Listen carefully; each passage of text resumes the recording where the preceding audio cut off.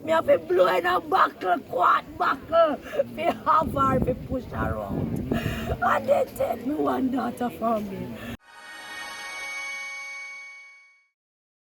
Jamaicans woke up Tuesday to shocking news. 4 children and their mother were found dead at their home in New Road near Chapelton in northern Clarendon. As the silence of the morning gave way to chatter of a bewildered crowd, weeping, loud and questioning took hold from one woman who lost her only daughter and 4 of her grandchildren. From Johnny from Did you say when just a call Johnny to him and now getting nothing from Johnny? He say him ever try the kids them phone there. After he call the kids them phone, he come and call me back and say, Gwenny, you not getting nothing from them. I say, all right, Kishawn, you know me go around there. You come round here. And just as I'm in home, me hear one of the friends with Arthur Shepherd call me and say, Gwenny, everybody dead in our house. I couldn't believe it. 31-year-old Kemesha Kimberly Wright went to bed Monday night with her children, not knowing it was their last moments. Ms. Wright's 3 little girls, 15-year-old Kimanda Smith, 12-year-old Sharalee Smith, and 5-year-old Rafaela Smith all died. Their brother, Kishawn Henry Jr., who was just 23 months old, was not spared the slaughter. Ms. Wright was pursuing a nursing course and had final exams on Tuesday. Head of the Clarendon Police, Senior Superintendent Glenford Miller, said a relative discovered the bodies sometime before 8 o'clock Tuesday morning. The scene was ghastly, blood everywhere. The children found in different positions, some on the floor or under a bed. Within hours, Police Commissioner Major General Anthony Anderson and Education Minister Favour Williams visited the house. Well, we know that a mother and 4 children were killed in the house across the road sometime before 7:50 this morning when the police were alerted. The police responded to that call, and the scene behind which is still being processed, that's what was found at the scene. They seem to have been killed with a sharp implement, and we have put out a person of interest in the matter. His name is Rushane Barnett, and we believe he can assist us in the investigation. He operates also out of Trelawney and out of Papi in St. Andrew. But as you know, it's early days of investigation. We have good leads, so by all indications, it seems to be a domestic matter. The person of interest is a relative, can you say? Yes.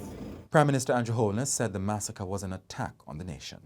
I'm certain that all Jamaica is grieving. I'm certain that all Jamaica is horrified and upset at this gruesome murder. It is the most gruesome crime that I can recall in recent times. The murder of a young woman and her 4 children. It is heartbreaking, heartrending. This kind of violence cannot be allowed to continue without a response, without action on the part of the government. The police commissioner and the Minister of National Security have both assured me that they have put all the resources in place to ensure that the perpetrator is caught. Member of Parliament for Clarendon North Central, in which the community falls, Robert Nestor Morgan, said the incident was a great tragedy. Never expected that we would be here today having a discussion about 4 children and their mother in my constituency. But the police are doing their investigation. There's no reason to kill women and children. There's no reason to kill anyone at all. But we just have to keep the faith and be strong and try to comfort those who are grieving at this time. This has never happened before in our constituency. We are not used to this type of mass killing, and I'm just asking the police to not leave anything to chance in finding whoever is responsible for this very wicked tragedy, this wicked act. And the House of Representatives observed a minute of silence as somber-looking members deplored the killing and urged intervention. This morning events has a certain savagery to it that is hard to understand. I think it is an event that must cause us to pause and think again. There's a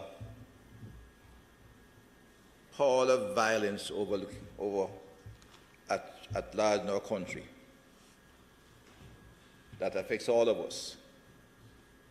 And we have to examine how we go forward to deal with this kind of savagery. It's a degree of savagery which indicates a certain mentality which is very disturbed and depraved.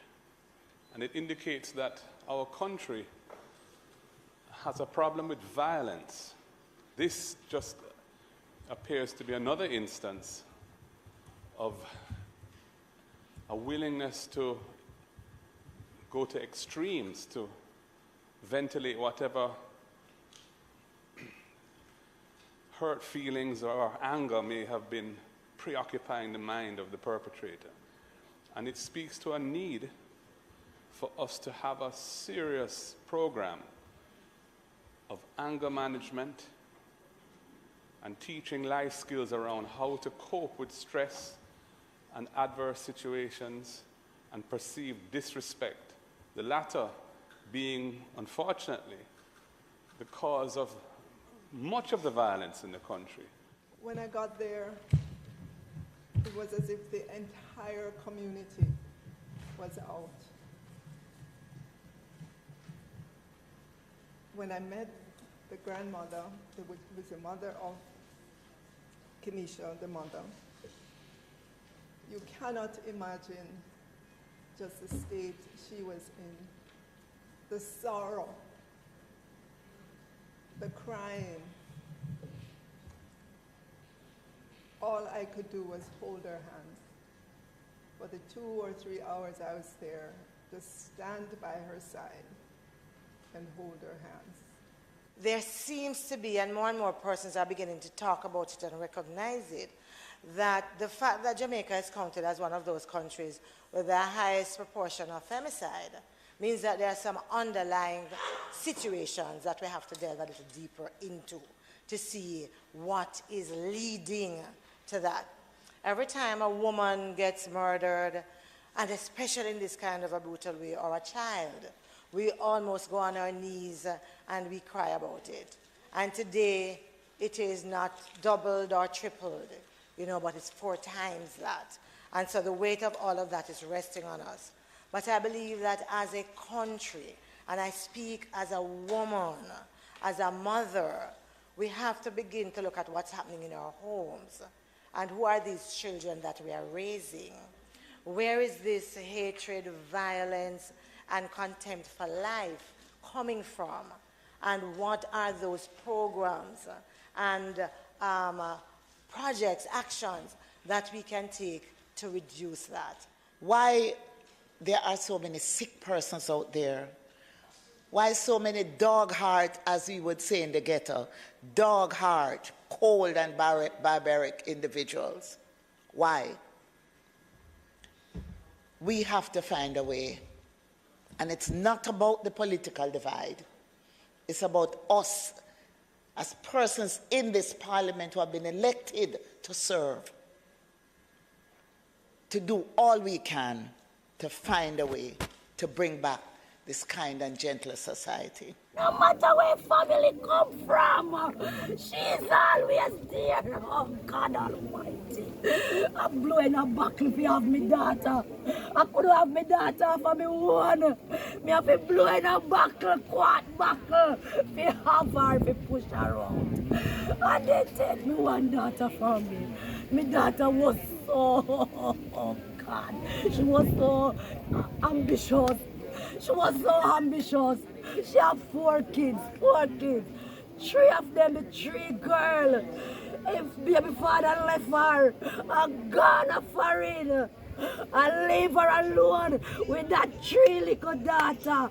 And she work and take care of her 3 pitney them. Meanwhile, as Tuesday drew to an end, 23-year-old Rushane Barnett, who was listed as a person of interest in the case, was confirmed to be in police custody.